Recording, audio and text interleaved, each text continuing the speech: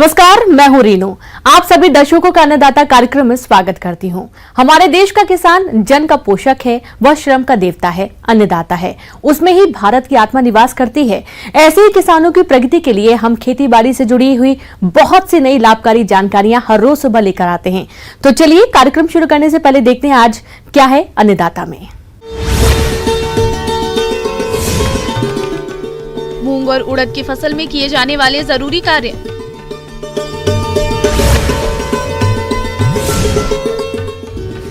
बैंगन की उन्नत किस्में और रोपाई तकनीक।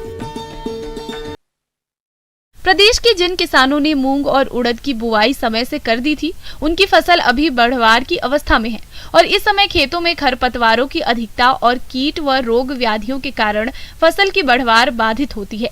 ऐसे में फसल की अच्छी बढ़वार हो सके, इसके लिए आप कौन कौन से कामों को करें, इस बारे में बता रहे हैं बिरसा कृषि विश्वविद्यालय जिला रांची के कृषि वैज्ञानिक डॉक्टर CS महतो। किसान भाइयों नमस्कार। आज हम आपको मूंग और उड़द के फसल प्रबंधन के बारे में कुछ वैज्ञानिक बातें बताना चाहेंगे। ये दोनों दलहनी फसलें हैं जो कि खरीफ के मौसम में लगती है और अभी खरीफ मौसम चल रहा है, तो हम समझते हैं कि अभी तक किसान अपने खेतों में मूंग उड़द को लगा लिए होंगे। किसी भी फसल की वृद्धि व विकास में सिंचाई का अहम योगदान होता है, इसलिए आप मूंग की फसल में सिंचाई का विशेष ध्यान रखें और खेत की मिट्टी के प्रकार को ध्यान में रखते हुए फसल की जरूरत के हिसाब से ही सिंचाई करें। तो अगर हम जो किसान मूंग और उड़द लगा चुके हैं उनके लिए एक सुझाव होगा कि अपने जो क्यारियां हैं उनको तो गहरी कर लें और जो जिससे पानी निकलता है वो नाला भी गहरी कर लें, ताकि उसमें जो भी बरसात का पानी खेतों में आता है वो बहकर निकल जाए, बाहर निकल जाए।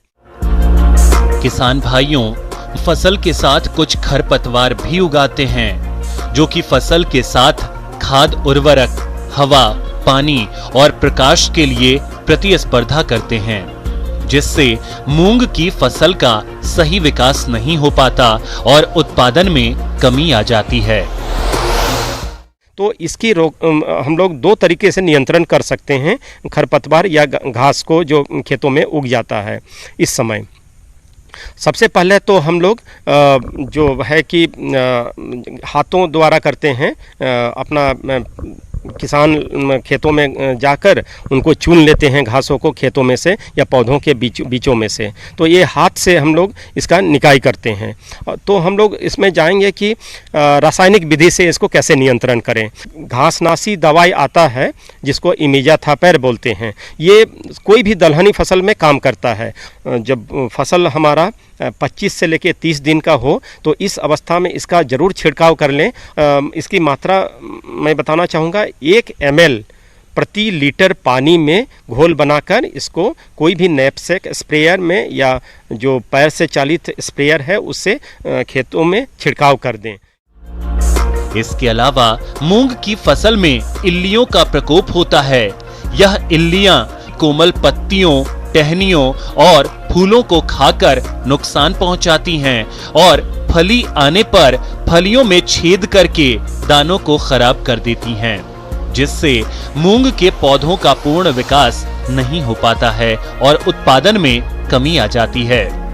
इसलिए आप कीट प्रकोप की प्रारंभिक अवस्था में नीम तेल की 5 मिलीलीटर मात्रा को प्रति लीटर पानी के हिसाब से घोल बनाकर छिड़काव करें। यदि कीट प्रकोप आर्थिक क्षति स्तर से अधिक हो तो रासायनिक नियंत्रण के लिए आप इंडोक्साकार्ब दवा की 1 मिलीलीटर मात्रा को प्रति लीटर पानी के हिसाब से घोल बनाकर छिड़काव करें, तो इन इल्लियों का नियंत्रण आसानी से हो जाता है। इसके अलावा 2 और समस्या आती है इस समय, कीड़े मकोड़ों को और रोग व्याधियों का। तो इसमें हम लोग कीड़े मकोड़े में मुख्यतः मूंग और उड़द में हम लोग देखते हैं इस अवस्था में जब फसल 30 से लेकर 35 दिन या 40 दिन को हो जाए, जब फूल आने से पहले की अवस्था में, तो इसमें देखते हैं कि भुआ पिल्लू का प्रकोप बहुत ज़्यादा होता है इनके पत्तियों में। भुआ पिल्लू को शुरुआत अवस्था में पहचानना की ज़रूरत पड़ती है, ताकि ये जब बड़े हो जाएं उससे पहले नियंत्रण कर लें, क्योंकि ये एक बार जब बड़े हो जाते हैं तो इनका नियंत्रण बहुत ही कठिन हो जाता है, क्योंकि यह दिन की अवस्था में नहीं निकलते हैं, रात में ही निकलते हैं जब अंधेरा हो जाता है। खेतों में जब आप घूमेंगे सुबह सुबह तो देखेंगे कि बहुत सारे पत्तियां जालीनुमा बन जाता है, तो उन जालीनुमा पत्तों को अगर गौर से अध्ययन करें तो देखेंगे कि नीचे की सतह पर, पत्तियों के नीचे की सतह पर छोटे छोटे पिल्लुआँ काफ़ी मात्रा में जमा रहते हैं। तो वो अवस्था इसके नियंत्रण के लिए सब महत्वपूर्ण होती है। तो हम जब जो उस तरह का पत्तियां हैं उनको चुनकर खेतों से हटा देते हैं, एक बोरी की सहायता से उसको भर के दूर जाकर नष्ट कर देते हैं पत्तियां को कीड़ों सहित, तो इससे इस विधि से भी नियंत्रण कर सकते हैं। इसके अलावा एक रासायनिक दवाई है, उसका स्प्रे करके, उसका छिड़काव करके भी हम इसको नियंत्रण कर सकते हैं। रासायनिक दवाई में मुख्यतः इंडोक्साकार्ब नामक दवाई है, जो कि 1 ml मिलीलीटर प्रति लीटर पानी में घोल बनाकर 25 से 30 दिनों में जरूर छिड़काव कर दें। इस तरह से इसमें हम नियंत्रण पा सकते हैं। ब्रेक के बाद एक बार फिर से आप सभी दर्शकों का अन्नदाता में स्वागत है। सब्जियों में बैंगन की बात करें तो इसकी मांग बाजार में हमेशा बनी रहती है, इसलिए जो किसान इस मौसम में बैंगन की खेती करना चाहते हैं वे अधिक पैदावार लेने के लिए बैंगन की कौन कौन सी किस्मों का चयन करें और रोपाई करते समय किन किन बातों पर विशेष ध्यान दें। आइए जानते हैं बिहार कृषि विश्वविद्यालय सबौर जिला भागलपुर के कृषि वैज्ञानिक डॉक्टर RB वर्मा से। देखिए, बैगन में अगर हम प्रजातियों की बात करें तो इसमें आप देखते हैं कुछ गोल तरह के बैगन आते हैं, कुछ लंबे बैगन आते हैं और कुछ छोटे छोटे बैगन आते हैं। तो गोल बैगन में आपका जैसे पूसा उपकार भी है, पूसा हाइब्रिड 6 है, पूसा हाइब्रिड 9 है। दूसरी एक प्रजाति होती है, देखते हैं जो लंबे में होती है और गुच्छे में भी फलती है, तो पूसा हाइब्रिड 5 जो है बहुत ही अच्छी प्रजाति है। छोटे बैगन में भी देखा जाए तो पूसा बिंदु है, आपका जो है पूसा अंकुर है, तो इसमें पैदावार जो है 200 से 250 कुंतल प्रति हेक्टेयर होती है। बैंगन की कई उन्नत किस्मों को उनके रंग, जलवायु और पैदावार के हिसाब से उगाया जाता है, जिनमें पूसा पर्पल लॉन्ग, पूसा उत्तम 31, पूसा उपकार, पूसा बिंदु, काशी संदेश, पंजाब सदाबहार, अर्का नवनीत, पूसा अनमोल, ऋतुराज और पंत आदि प्रमुख किस्में हैं। दूसरा जो पूसा हाइब्रिड 6 और 9 है वो भी मार्केट की दृष्टि से बहुत अच्छा है और उसमें पैदावार लगभग जो है 600 से और 800 कुंतल के प्रति हेक्टेयर के हिसाब से पैदावार आती है। और इसमें लगभग 1 हेक्टेयर में आपको जो है 30,000 से लेकर के और 45,000 की सीडलिंग की जरूरत पड़ती है। इसकी खेती अच्छे जल निकास युक्त सभी प्रकार की भूमि में की जा सकती है। बैंगन की अच्छी उपज के लिए बलुई दोमट से लेकर भारी मिट्टी जिसमें कार्बनिक पदार्थ की पर्याप्त मात्रा हो वो उपयुक्त होती है। बैंगन की अच्छी फसल के लिए भुरभुरी मिट्टी की आवश्यकता होती है। इसके लिए सबसे पहले खेत की मिट्टी पलटने वाले हल से गहरी जुताई करें।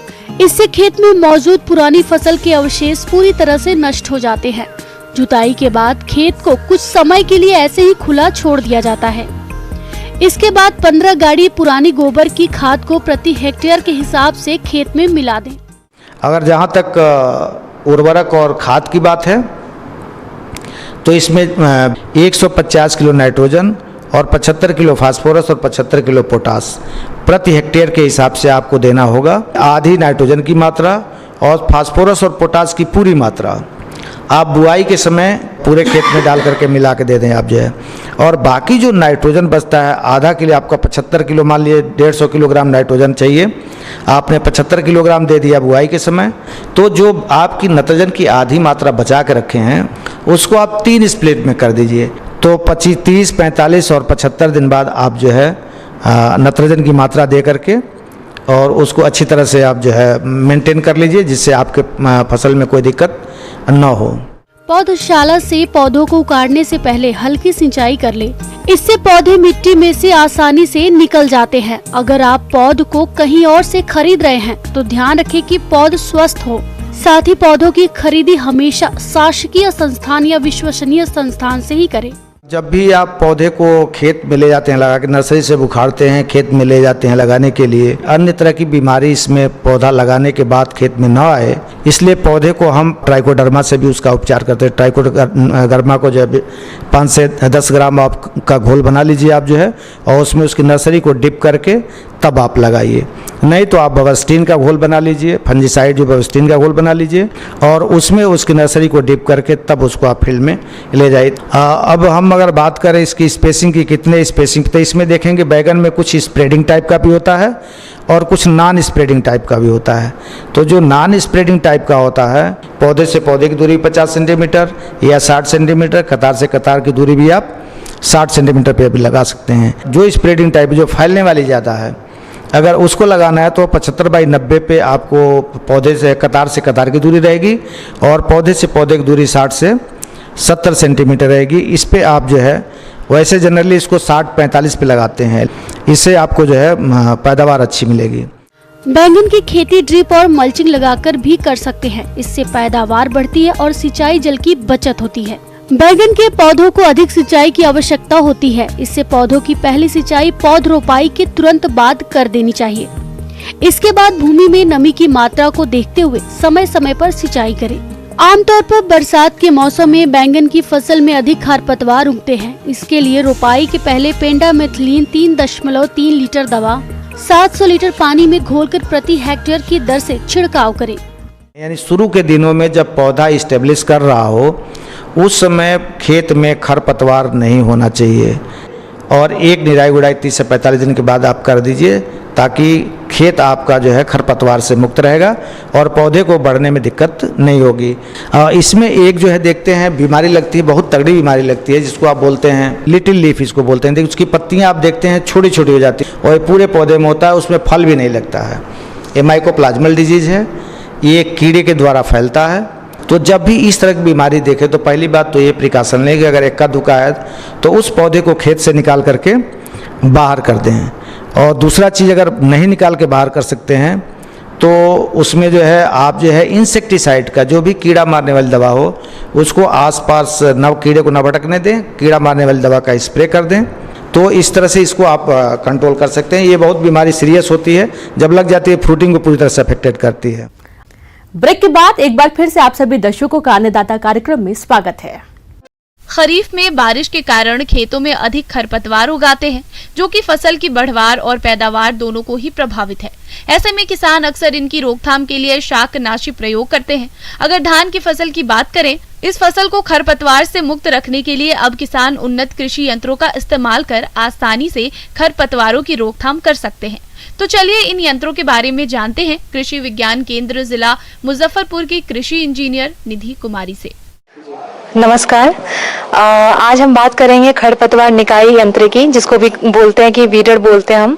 वीडर जनरली होते हैं हमारे 2 प्रकार के होते हैं, और वीडर जो खरपतवार निकाई के लिए इस्तेमाल होता है। और अगर हम टाइम की बात करें, समय की काफ़ी बचत हो जाती है। तो अगर हम देखें तो 60 से 65% तक की हमारी लेबर कॉस्ट की कमी हो जाती है, और उतना ही 60 से 65% जैसे हमारे टाइम की सेविंग हो जाती है। जो वीडर का इस्तेमाल एक्चुअली 2-3 तरीके से कर सकते हैं। एक तो होता है हस्त संचालित और एक होता है पावर ऑपरेटेड। अगर हम हस्त संचालित की बात करें तो हमारे पास बहुत सारे वीडर हैं। पहला तो होता है कोनो वीडर। कोनो वीडर में 2 रोटर, फ्लोट फ्रेम एवं एक हैंडल लगा होता है। रोटर आकार में कोन फ्रस्टम चिकना एवं दांतेदार होता है और लंबाई में सतह से जुड़ा होता है। रोटर एक दूसरे के विपरीत होते हैं। इसमें रोटर फ्लोट हैंडल फ्रेम से जुड़े होते हैं। फ्लोट यंत्र की गहराई को नियंत्रित करता है और रोटर को कादों में डुबोने से बचाता है। इस यंत्र द्वारा हाथ से निदाई गुड़ाई करने की तुलना में 60 से 70% मजदूरी की बचत और 30 से 40% संचालन में खर्च तथा 9% उपज में वृद्धि होती है। रोटर जब चलती है जमीन में तो वो धंसती है, तो उसकी जो धंसने की जो गहराई होती है 3 सेंटीमीटर के लगभग होती है। तो आप देखेंगे कि जो मिट्टी के अंदर रोटर जब चलती है तो उसका एक्शन होता है पुलिंग एंड पुशिंग, मतलब वो पीछे जाता है फिर आगे जाता है। तो इसमें क्या होता है कि आपकी जो विड होती है, जो आपके खरपतवार होते हैं, वो अपरूट हो जाते हैं, वो जमीन से वो निकल जाते हैं। तो इसमें सिंपली क्या करते हैं हमारे किसान भाई, बेत को पकड़ते हैं और उसको आराम से चलाते हुए जाते हैं। तो अगर आप खुरपी से या किसी किसी और चीज से निकाई करते हैं जो हमारे जो पारंपरिक तरीके होते हैं उससे काफी अच्छा होता है। और इसकी जो फील्ड कैपेसिटी होती है वो आधे एकड़ प्रतिदिन के हिसाब से आप ले सकते हैं। एक दिन में 8 घंटे 9 घंटे अगर हम काम करते हैं तो आधा एकड़ प्रतिदिन के हिसाब से इसकी क्षमता होती है, कार्य क्षमता। और ये सिंगल ऑपरेटेड होता है, मतलब एक इंसान की जरूरत होती है इसमें। तो ये धान के खेतों में ज्यादा हम यूज करते हैं। धान के खेत में इसलिए यूज करते हैं क्योंकि धान में ऐसा देखा गया कि हमारी जो खरपतवार होते हैं ज्यादा होते हैं और धान की जो खेत होती है वो नमी हमेशा रहती है, तो वहाँ पे ये काफी उपयोगी होता है। और इस वीडर में मतलब 25 से 30 सेंटीमीटर तक की जो पंक्तियों के बीच में जो जगह होती है उसमें ये वीडिंग करता है। तीसरा जो होता है हम बोलते हैं उसको battery operated portable wetland weeder. तो वेटलैंड वीडर मतलब वेटलैंड हम बोलते हैं जहाँ पे गीली मिट्टी होती है, जैसे कि हम जहाँ पे कदवा करते हैं जनरली, जो हम धान जहाँ पे लगाते हैं वहाँ पे तो आप जानते ही होंगे कि हमारी मिट्टी गीली होती है, हमेशा हमें ज्यादा पानी देना होता है धान की खेतों में। और इसमें ये उस SRI मेथड, जो श्री मेथड जो बोलते हैं, श्री तरीके से जहाँ पे हम धान की रुपाई करते हैं वहाँ पे ये काफी उपयोगी साबित होता है। पावर वीडर आमतौर पर छोटी मशीनें होती हैं जो पूरी तरह से खरपतवार को हटाने के लिए उपयोग की जाती हैं। इन मशीनों को आसानी से इस्तेमाल किया जा सकता है, यहाँ तक कि इनके सुरक्षित संचालन के लिए किसी भी प्रकार के पूर्व प्रशिक्षण की आवश्यकता नहीं होती है। यह वीडर इंजन, फ्रेम, ब्लेड्स तथा सहायक पहिए का मिश्रण होता है। यह आमतौर पर 2 छोटे स्ट्रोक इंजन द्वारा संचालित होते हैं। इंजन का उपयोग वीडर के सामने लगे ब्लेडों को घुमाने के लिए किया जाता है। और इसकी जो कार्य क्षमता है वो 0.2 से 0.2 से 0.3 हेक्टेयर प्रतिदिन की होती है। और इसका कॉस्ट थोड़ा ज्यादा होता है अन्य हस्त संचालित वीडर से। इसकी कॉस्ट लगभग 8,000 रुपये होती है, लेकिन ये काफी अच्छा होता है। चलाने के लिए भी आपको बहुत एक्सपीरियंस की जरूरत नहीं है। और इसमें ड्रजरी रिडक्शन होता है, बोलते हैं जो शरीर से जो आप थक जाते हैं वो नहीं होगा। और इसकी इफिशियंसी काफी होती है, सबसे ज्यादा इफिशियंसी 95% तक की इसकी वीडिंग इफिशियंसी होती है। और इसका जो कॉस्ट होता है, जो लागत होती है, कॉस्ट ऑफ ऑपरेशन जो बोलते हैं, ये 625 रुपये प्रति हेक्टेयर होता है। तो इसमें टाइम की काफी बचत होती है। तो ये वीडर भी अच्छा है और 8,000 रुपये कुछ ज्यादा भी कीमत नहीं है। तो आप इस तरह के वीडर को भी आप अपना सकते हैं। मतलब बिहार सरकार और केंद्र सरकार दोनों की तरफ से आपको लगभग अगर आप सम्मिलित रूप से बात करें तो 50% तक की अनुदान राशि आपको मिल सकती है। तो पावर वीडर भी अच्छी है, लेकिन ये आप इस्तेमाल कर सकते हैं वैसे किसान के लिए ज्यादा अच्छा है जिनके पास खेतों की लैंड होल्डिंग ज्यादा है। आइए जानते हैं अन्नदाता निःशुल्क फोन के माध्यम से पूछे गए समस्याओं का समाधान। अन्नदाता निःशुल्क फोन संपर्क सेवा के माध्यम से पूछे गए प्रश्नों में से आज हमने जिस प्रश्न को कार्यक्रम में शामिल किया है उसे पूछा है ग्राम गोपालपुर, जिला समस्तीपुर के कृषक राकेश कुमार ने। ये गाजर घास खरपतवार के समेकित नियंत्रण के बारे में जानकारी चाहते हैं। तो राकेश कुमार जी, आपकी जानकारी के लिए प्रस्तुत है कार्यक्रम का ये अंश। किसान भाइयों नमस्कार। आज मैं आप लोगों को गाजर घास से खेतों में क्या क्या नुकसान होते हैं और उससे मनुष्यों में क्या दुष्प्रभाव होते हैं उसके बारे में बताने जा रही हूँ। गाजर घास का वैज्ञानिक नाम पार्थेनियम हिस्टेरोफोरस है। इसका पत्ता गाजर की तरह होता है, इसलिए इसको गाजर घास कहा जाता है। इसका दूसरा नाम चटक चांदनी, कांग्रेस घास, गांधी टोपी, इन सभी नामों के द्वारा भी इसको जाना जाता है। गाजर घास एक खरपतवार है जिसका वैज्ञानिक नाम पार्थेनियम हिस्टेरोफोरस है। यह खरपतवार कंपोजिटिक कुल की होती है और गाजर के पौधे जैसी दिखती है। इसे कैरेट ग्रास, कांग्रेस ग्रास और क्षेत्रीय भाषा में सफेद टोपी, चटक चांदनी आदि नामों से भी जाना जाता है। ये एक वर्षीय शाकीय पौधा है जिसकी लंबाई लगभग 1 से 1.5 मीटर तक हो सकती है। हर एक गाजर घास खरपतवार लगभग 1000 से 5000 बहुत ही छोटे छोटे बीज पैदा करता है। वैसे तो यह घास हर तरह के वातावरण में उग जाती है, मगर नम और छायादार स्थानों पर अधिक तेजी से उगती है। इससे मनुष्यों में बहुत सारे दुष्प्रभाव होते हैं। साथ ही ये पशुओं में भी चर्म रोग जैसे रोगों को करते हैं। और जब पशु चरते हैं, इस घास को खा लेते हैं, तो उनके दूध में पार्थेनिन नामक जो विषैला पदार्थ है, जो पार्थेनियम से के द्वारा खाने से होता है, वो उनके दूध में आ जाता है और उसके कारण ये मनुष्यों में एलर्जी या चर्म रोग ऐसे बीमारी होने लगता है।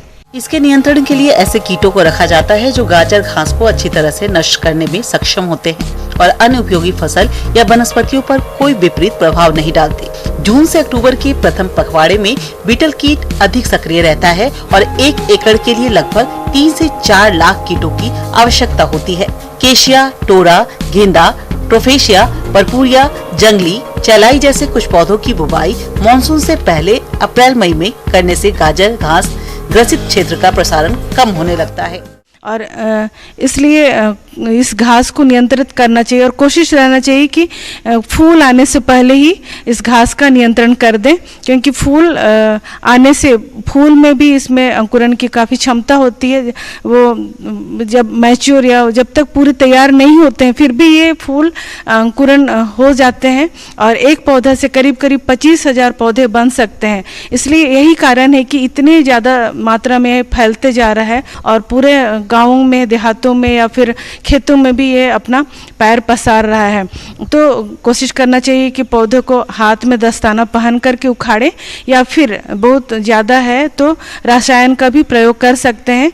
इसके लिए हम ये ग्लाइफोसेट जैसे दवा है उसको वैसे रसायन का प्रयोग करें जो 0.5 से लेके 0.5 से लेकर के 1 किलो प्रति हेक्टेयर के हिसाब से, यानी कि करीब करीब 5 मिलीलीटर प्रति लीटर पानी के हिसाब से घोल बना करके आप छिड़काव कर सकते हैं।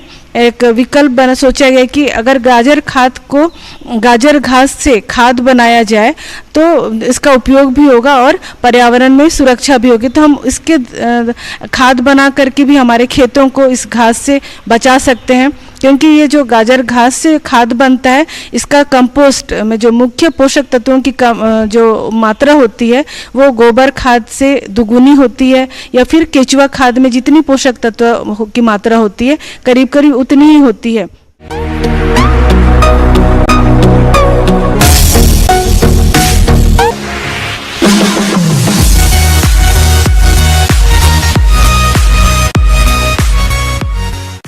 एक नजर डालते हैं राज्य के कुछ मंडियों के प्रमुख फसलों के बाजार भाव पर।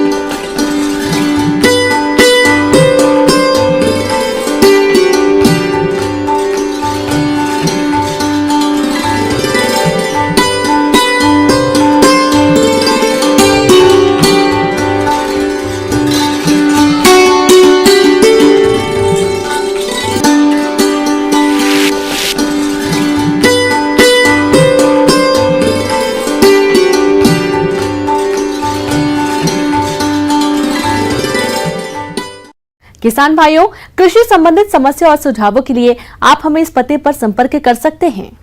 प्रोड्यूसर अन्नदाता news 18 Bihar Jharkhand, Ramoji film city Hyderabad 501512। साथ ही आप हमें ईमेल भी कर सकते हैं। हमारा ईमेल है p18annadatabihar@nw18.com।